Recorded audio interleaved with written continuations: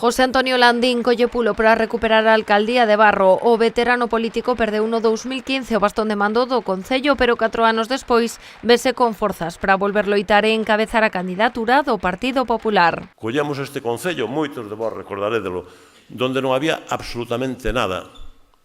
Bueno, e o Concello de Barro hoxe está como está, gracias a nós, e se hubiéramos estado aí os 4 anos anteriores, os podo dicir que estarían máis cousas feitas. Dende a tribuna da Biblioteca Municipal e ante unha sala teigada de veciños, Landín esbozou algunhas das propostas da formación, xa que asegurou o PP ten un proxecto de concello para Barro.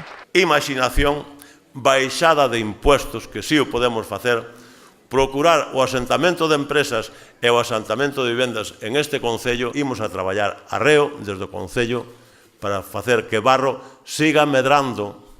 Porque o outro día decíamos un rapaz: Landín, que se queres que Barro volva a medrar, a Landín tes que votar. O candidato estivo arroupado polo conselleiro de Medio Rural, a alcaldesa de Moraña e o presidente dos populares pontevedreses. Todos destacaron a súa traxectoria como rexedor de Barro. Dentro das leccións que hai que aprender estes 4 anos son que algúns que falaban moito non fixeron nada, que algún que foi un gran alcalde é moito máis alcalde despois de comparar o que fixo el e o que iban a facer outros non fixeron, e que quen tuvo moitísimas ganas de traballar por Barro estes 4 anos aguantou, agora ven con un equipo novo e vai facer moitísimo máis. José Antonio Landín presentou tamén o equipo que acompañará nesta nova etapa, un grupo que explicou súa experiencia, renovación e unha aposta decidida pola xuventude.